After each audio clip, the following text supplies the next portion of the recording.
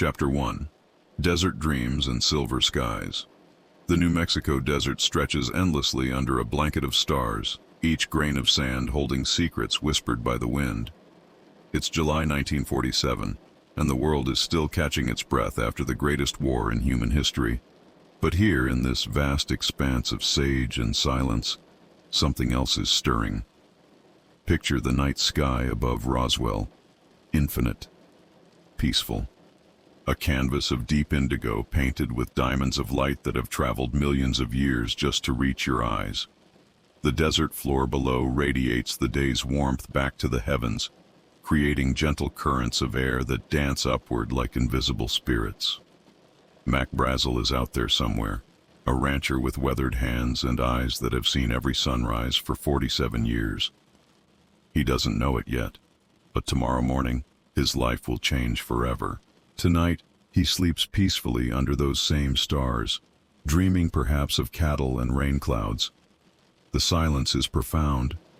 But wait, there's something else. A gentle humming, so soft it might be mistaken for the desert wind moving through ancient rocks. It grows slowly, like a lullaby sung by the cosmos itself. The sound seems to come from everywhere and nowhere, a frequency that makes the very air shimmer with possibility. High above the sleeping town of Roswell, something moves through the starfield. Not harsh or frightening, but graceful as a falling leaf, silent as moonlight on water. Whatever it is catches the starlight and reflects it back in colors that don't quite have names. Silver blue, pearl white, the soft gold of distant suns. The object drifts lazily across the sky, its movement as natural as clouds forming and dissolving. There's no urgency here, no drama, just a gentle passage through the night, like a message written in light across the heavens. Down in the town, a few late-shift workers at the Roswell Army Airfield glance up and see something. But it's distant, ethereal, beautiful in its strangeness, like watching a star learn how to dance. The night holds its breath, and then, as gently as it appeared, the light begins to descend, not crashing or falling, but settling downward like snow in slow motion, guided by invisible hands toward the desert floor. The landing is so soft that even the jackrabbits don't stir from their sandy burrows. Whatever has come to rest in the New Mexico desert tonight will sleep peacefully until morning, when Mac Brazel takes his usual ride across the range and discovers something that will change everything humanity thinks it knows about its place in the universe. But that's tomorrow's story. Tonight, under the protective blanket of stars, all is calm. All is mystery. All is wonder. The desert keeps its secrets, and the sky keeps its promises. Chapter 2. Morning light and strange debris. The sun rises slowly over the New Mexico landscape, painting the eastern horizon in gentle pastels, rose gold and lavender, the colors of dreams made visible. Mac Brazel wakes as he always does, with the first light. Coffee first, then the familiar ritual of checking on his sheep and cattle scattered across the Foster Ranch. His horse picks its way carefully through the sage and tumbleweeds, hooves finding purchase on the rocky ground with the confidence born of countless such journeys. The morning air is crisp and clean, carrying the scent of desert flowers and the promise of another hot day ahead. But something is different this morning. There, scattered across approximately 3/4 of a mile of desert floor, lies debris unlike anything Mac has ever seen. Not the usual ranch detritus, broken fence posts, rusted farm equipment, or remnants of military training exercises. This is something else entirely. The pieces catch the morning light like fragments of a dream. Some appear metallic, but with a quality that seems almost alive. Not quite silver, not quite gray, but something in between that shifts and shimmers as Mac approaches. The material is incredibly thin, yet when he tries to bend or tear it, it springs back to its original shape with an almost playful resilience. It's like trying to fold moonlight. Other fragments look almost like fabric, but fabric that behaves in impossible ways. Light as silk but stronger than canvas, with strange symbols that seem to flow and change when viewed from different angles. The markings aren't quite hieroglyphics, aren't quite pictographs. They're something altogether new, as if language itself were learning to dance. Mac picks up piece after piece, his weathered hands exploring this treasure trove of impossibility. Some fragments are warm to the touch despite the cool morning air. Others seem to pulse gently with their own inner light, like captured starbeams waiting to return home. The most intriguing pieces appear to be structural elements, thin as paper but remarkably rigid, forming shapes that suggest purpose without revealing function. Struts and supports for something that was clearly engineered with an elegance that puts human craftsmanship to shame. There's no heat damage, no scorch marks, no signs of violent impact. Whatever scattered this material across the desert did so gently, like a giant hand carefully emptying a treasure box of wonders onto the sand.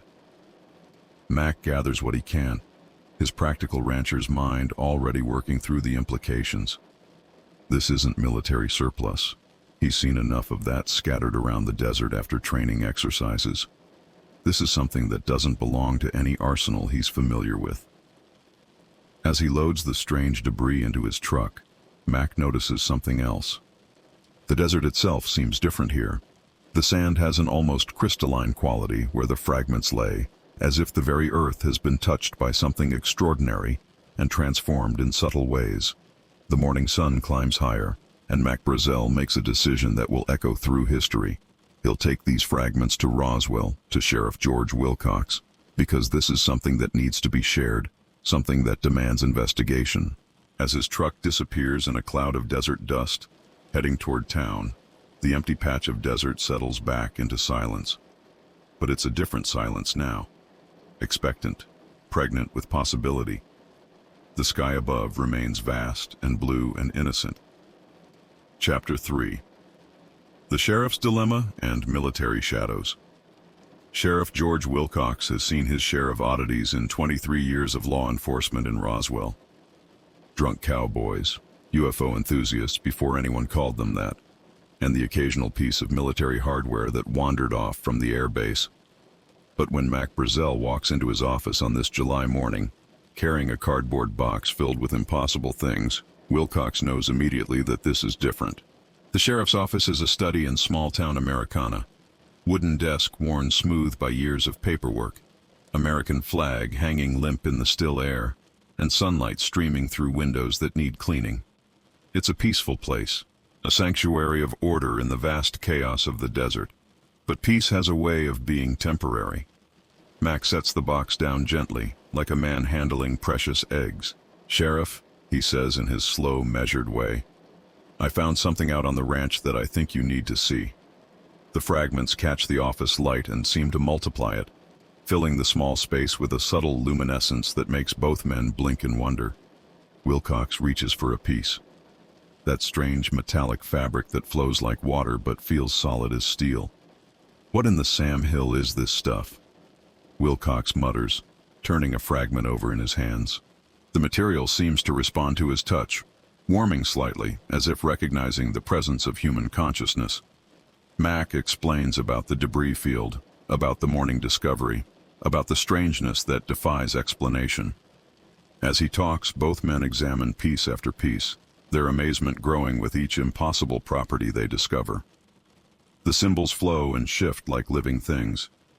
The metal remembers its shape no matter how it's bent. The fabric-like material tears at nothing and mends itself when they're not looking directly at it. Wilcox makes a decision that will haunt him for the rest of his life. This is clearly military business, probably some experimental aircraft or weather balloon from the airbase. The proper thing to do is call Major Jesse Marcel at the Roswell Army Airfield. The phone call is brief, professional, courteous. Marcel will be right over. While they wait, Mac and the sheriff continue their examination of the debris. There's something almost hypnotic about the way the fragments behave, as if they're not quite bound by the same physical laws that govern ordinary matter. They seem to exist in a state of perpetual possibility. 30 minutes later, Major Jesse Marcel arrives. He's an intelligence officer, a man trained to assess and categorize unusual situations. But when he sees the contents of Mac's box, his professional composure cracks just slightly. Marcel handles the debris with the careful attention of a scientist and the wonder of a child. He's seen experimental aircraft. He's familiar with classified materials. But this is something else entirely. The implications dance at the edge of his consciousness, like shadows just beyond the reach of lamplight. "Gentlemen," Marcel says finally, his voice carefully neutral, "I'm going to need to take this material back to the base for proper analysis. Mr. Brazel, we'll also need you to show us exactly where you found these items." There's something in Marcel's tone that suggests this conversation never happened. Something that implies the box and its contents are already fading into the realm of classified information, beyond the reach of small-town curiosity. As the debris disappears into military custody, Sheriff Wilcox feels a strange emptiness in his office. The sunlight seems a little less bright, the silence a little more profound. Outside, the New Mexico sky continues its endless blue dance, keeping its secrets, holding its peace. Chapter 4. Marcel's journey into Wonder Major. Jesse Marcel drives through the desert twilight with a cargo that defies every category in his military training manual. In the back of his staff car, carefully secured in military containers, lies the most extraordinary collection of debris he's ever encountered in 15 years of intelligence work. The road stretches ahead like a ribbon of possibility, cutting through landscape that has witnessed 1,000 sunsets, just like this one. The sky above transitions from blue to purple to deep indigo, and the first stars begin their nightly appearance, distant and serene. Marcel's mind races through possibilities. Weather balloon? The materials are too sophisticated, too uniform in their strangeness. Experimental aircraft? Nothing in his classified briefings has mentioned technology this advanced. Soviet technology? Impossible. This exceeds anything in human capability by decades, perhaps centuries. As he drives, Marcel finds himself glancing in the rearview mirror at the containers holding the debris.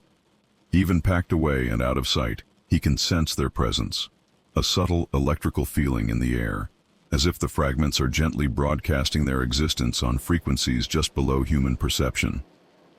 The Major makes an unprecedented decision.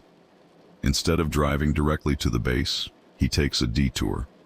Home, to his family, to his wife Vi and young Jesse Jr., because some part of him understands that he's carrying history in his back seat, and history should be witnessed. The Marcel home sits quietly in the gathering dusk, windows glowing with warm yellow light. Vi is probably finishing dinner preparations, Jesse Jr. working on homework at the kitchen table. Normal life, proceeding at its normal pace, unaware that everything is about to change. Marcel pulls into his driveway and sits for a moment in the silence. The weight of what he's about to do settles on his shoulders like a heavy coat. He's about to show his family classified material, about to break protocol in ways that could end his career. But some things transcend protocol. Vi greets him at the door with her usual warmth, though she notices immediately that something is different about her husband. There's an electricity in his manner, a suppressed excitement that makes her curious despite herself. "Jesse," she says gently, "what's got you all wound up?" Young Jesse Jr. bounds into the living room, 11 years old and full of energy. "Dad, what's in the car? Are those army boxes?" Marcel looks at his family, these two people who represent everything normal and safe and familiar in his world, and makes his choice. "I want to show you something," he says quietly. "But first, I need you both to promise me that you'll never speak of this to anyone. Not your friends, not your neighbors, not anyone. Can you promise me that?" The seriousness in his voice transforms the comfortable living room into something more formal, more momentous. Vi nods slowly. Jesse Jr., sensing the gravity of the moment, straightens up and nods too. Together, they walk out to the car. Marcel opens the containers with the reverence of a man unveiling religious artifacts. The debris seems to glow in the porch light, those impossible metals and fabrics arranged like treasures from another world. Vi gasps softly. Jesse Jr.'s eyes widen to the size of silver dollars. For the next hour, the Marcel family explores wonder together. They handle fragments that defy physics, Examine symbols that seem to shift and flow when viewed directly. Young Jesse tries unsuccessfully to tear the metallic fabric. Vi marvels at how the material remembers its shape after being crumpled. It's a family moment unlike any other in human history. Three ordinary people touching the extraordinary, crossing a bridge between the possible and the impossible. As they carefully repack the debris, Marcel looks at his wife and son with new understanding. They've all been changed by this encounter, marked by mystery in ways they don't yet comprehend. The drive to the base is quiet and contemplative. Marcel delivers his cargo to the waiting scientists and officers, but part of him remains back in that living room, watching his family's faces light up with wonder. Some secrets are too beautiful to keep forever. Some mysteries are meant to be shared, even in whispers. The desert night embraces the air base like a gentle guardian, and somewhere in secured laboratories, the debris waits patiently for human understanding to catch up with cosmic possibility. Chapter 5. The General's Decision and Military Precision. Brigadier General Roger Ramey sits in his office at Fort Worth Army Airfield, studying reports that read like science fiction. The documents spread across his desk detail materials that shouldn't exist, properties that defy explanation, and implications that could reshape humanity's understanding of its place in the universe. The office is austere, military precise. Awards and commendations line the walls, testimonies to a career built on order, protocol, and the successful management of classified information. But tonight, faced with the impossible debris from Roswell, Ramey confronts a situation that exists outside all previous parameters. The initial reports are consistent and troubling. Materials of unknown composition and origin, physical properties that exceed current technological capabilities, symbols and markings that suggest non-terrestrial intelligence. Ramey rises from his desk and moves to the window, gazing out at the Texas night. Stars wheel overhead in their eternal dance, and for the first time in his military career, he wonders what might be looking back from that vast darkness. The phone rings. Washington. The conversation is brief, coded, decisive. New orders, new priorities, new realities. The debris from Roswell must be contained, studied, and above all, kept from public knowledge until its implications can be fully understood. The potential for panic, for international incident, for fundamental disruption of social order is simply too great. Operation Weather Balloon. Ramey calls for his aide. Get me Major Marcel from Roswell. I want him here immediately. And arrange for a standard weather balloon to be brought to my office. One of the high-altitude research balloons with the radar reflectors. The machinery of military efficiency shifts into motion with quiet precision. Phone calls are made, orders are issued, stories are coordinated. The truth becomes classified, and classification becomes a new form of truth.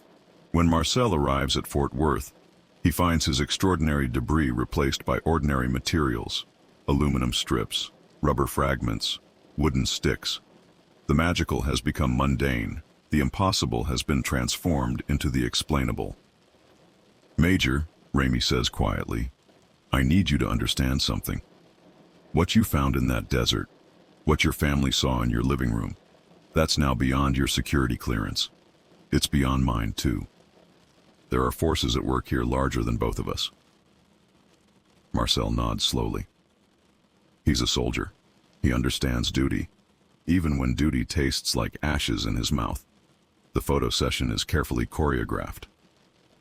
Marcel kneels beside the weather balloon debris, his face carefully composed into an expression of professional satisfaction.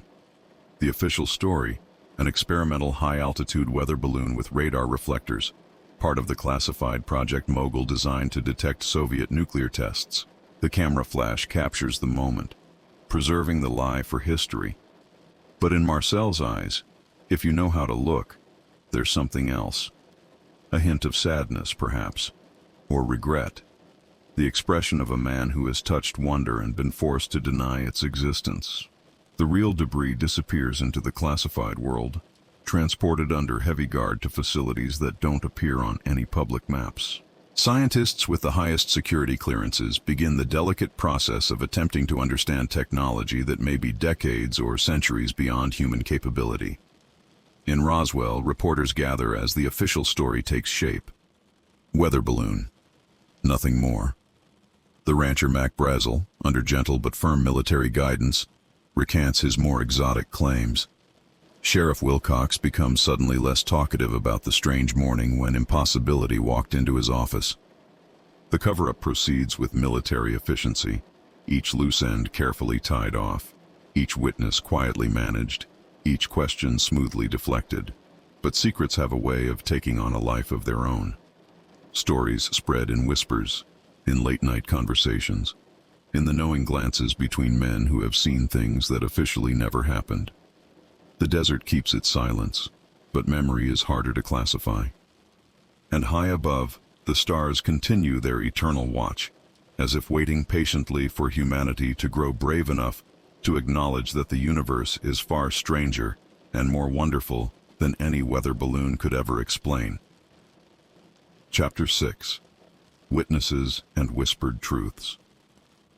In the weeks following the official weather balloon explanation, Roswell settles into an uneasy quiet. Life returns to its normal rhythms. Cattle are herded, crops are tended, children play in dusty streets under the endless New Mexico sun. But something has changed in the fabric of the town, a subtle shift that residents feel but can't quite name. Glenn Dennis works at the Ballard Funeral Home, a quiet man who handles life's final transitions with dignity and grace. His hearse has made the journey to the Army base countless times, usually carrying soldiers who died in training accidents or officers who passed peacefully in their sleep. But on one particular evening in July, Dennis receives a call unlike any other. The voice on the phone is military, official, requesting information about child-sized coffins, hermetically sealed coffins. The conversation is brief, professional, but there's an urgency beneath the formal words that makes Dennis's blood run a little colder.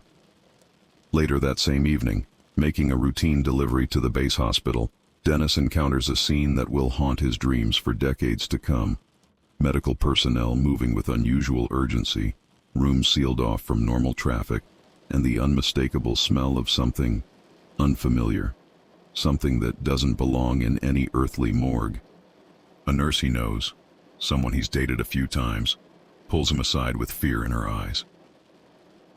"Glenn," she whispers, "you shouldn't be here tonight. There are things they don't want anyone to see." She speaks in fragments, careful words about examination rooms and beings that aren't quite human. Bodies recovered from the desert, small and strange, with features that suggest intelligence but not terrestrial origin. Before Dennis can ask more questions, military police arrive. His evening visit becomes a firm escort off the premises, accompanied by warnings about the consequences of spreading rumors or discussing classified military operations. The nurse disappears shortly after. "Transferred," the official word says. But Dennis never sees her again, never receives answers to the letters he writes. Meanwhile, across town, other witnesses carry their own fragments of truth. Captain Dan Wilmot and his wife were sitting on their porch that July evening when they saw something impossible moving across the star-filled sky.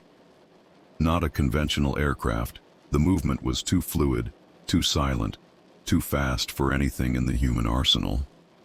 It was like watching a falling star, Mrs. Wilmot would later say, except it was moving up instead of down, and it had a purpose to its movement that stars don't have. The Wilmots report their sighting, as good citizens should, but their report disappears into military files, and soon they find themselves gently discouraged from discussing their observations with neighbors or reporters. Sergeant Melvin Brown, stationed at the base, catches glimpses of things that officially don't exist. Bodies under tarps, scientists speaking in hushed voices about anatomical features that don't appear in any medical textbook. He's sworn to secrecy, but secrecy is a heavy burden for a young soldier to carry. Years later, in quiet moments with his family, Brown will speak in careful words about that summer when the impossible became classified, when wonder was transformed into a state secret. The pattern repeats throughout Roswell and the surrounding area. Witnesses who saw too much find themselves transferred, discouraged, or simply forgotten. Records disappear, memories become officially unreliable. The truth scatters like desert sand before a persistent wind. But truth has a stubborn quality. In living rooms and coffee shops, in late-night conversations between trusted friends, the real story survives in whispers. Not the weather balloon explanation, but something far more extraordinary. Something that suggests humanity is not alone in the vast cosmos, that intelligence takes forms beyond earthly imagination. The military efficiency of the cover-up is impressive but not perfect. Too many people saw too many things, touched too many impossible fragments, witnessed too many unexplained events. And so the legend begins to grow, fed by fragments of memory and nurtured by the very secrecy meant to contain it. Roswell becomes more than a town. It becomes a symbol, a question mark written across the New Mexico sky. The desert keeps its secrets, but people are harder to silence than sand dunes.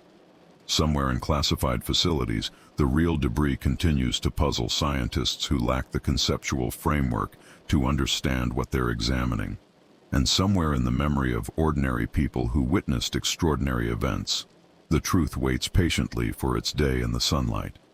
The stars above Roswell shine with the same serene light they've cast for millions of years, but now they seem to carry a different message. A reminder that the universe is vast and strange and full of possibilities that weather balloons could never explain. Chapter 7. The Long Shadow of Secrecy. Decades pass. The New Mexico desert continues its ancient dance with wind and sun seemingly unchanged by the events of July 1947. But beneath the surface of official silence, something profound has shifted in the relationship between government and citizen, between the possible and the permissible. The classified world grows larger and more complex with each passing year. Deep in mountain facilities and underground laboratories, scientists work with materials that officially don't exist. The fragments from Roswell, along with other incidents that never make the newspapers, become the foundation for technological advances that appear mysteriously in military applications decades ahead of their supposed invention dates. Fiber optics, transistors, advanced metallurgy, computer microprocessors, each breakthrough carefully introduced into civilian society as the product of normal human ingenuity, with no reference to the impossible materials that inspired their development.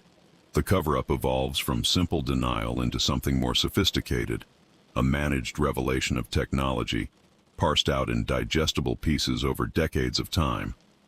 Meanwhile, the witnesses age. Mac Brazel returns to his ranch, but neighbors notice he's different now, quieter, more likely to study the night sky with a puzzled expression, as if waiting for something to return. He never again speaks publicly about the morning he found fragments of impossibility scattered across his desert land. Major Jesse Marcel continues his military career, but close friends detect a subtle change in his demeanor. At retirement parties and quiet family gatherings, he sometimes begins to speak about July 1947, then catches himself, falls silent, stares out windows with an expression of profound regret. Sheriff Wilcox serves his community for many more years, but the box of impossible things that briefly occupied his office becomes a ghost that haunts his memory. In his final years, suffering from dementia, he sometimes speaks to family members about metallic fabric that remembers its shape and symbols that dance when no one is looking directly at them. The official story hardens into accepted history. Weather balloon, case closed, nothing more to discuss. But secrets have a way of developing their own ecosystem.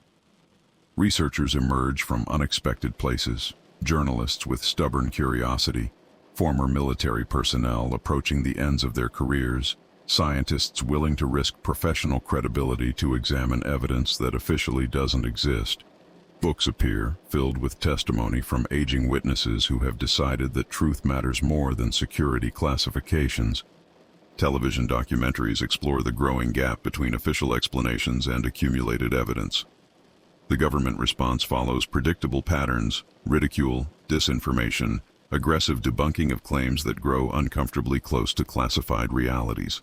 A careful campaign to associate UFO research with mental instability, to transform legitimate questions into cultural punchlines. But the questions persist. Why did so many credible witnesses report identical impossibilities? Why did weather balloon debris require such extensive military security? Why have similar incidents been documented at sites around the world, always followed by the same pattern of official denial and witness intimidation? The Roswell incident becomes a lens through which larger questions come into focus. Questions about government transparency, about humanity's place in the cosmos, about the right of citizens to know what their leaders know about the nature of reality itself. In university physics departments, graduate students working on materials science occasionally stumble across properties that seem to echo the witness descriptions from 1947. Metals with impossible strength-to-weight ratios, fabrics that exhibit characteristics that current science says shouldn't exist. These discoveries are quietly classified, disappeared into the same black world that swallowed Mac Brazel's impossible fragments so many decades ago. The cover-up becomes self-perpetuating, fed by institutional momentum and the simple human reluctance to admit that authorities have been lying for generations about something so fundamentally important. And yet, despite all efforts at containment, the truth continues to grow, each aging witness who finally decides to speak. Each document accidentally released through Freedom of Information requests. Each scientist who risks career suicide by publishing research that supports non-conventional explanations. The New Mexico sky remains as vast and mysterious as ever, but now it carries additional meaning for those who choose to look up and wonder. The stars no longer seem quite so distant, quite so silent. Somewhere in the classified world, the debris from 1947 continues to puzzle researchers who possess the most advanced technology in human history, but lack the conceptual framework to understand artifacts that may represent science centuries beyond current human achievement. And somewhere in the heart of democracy, the question persists.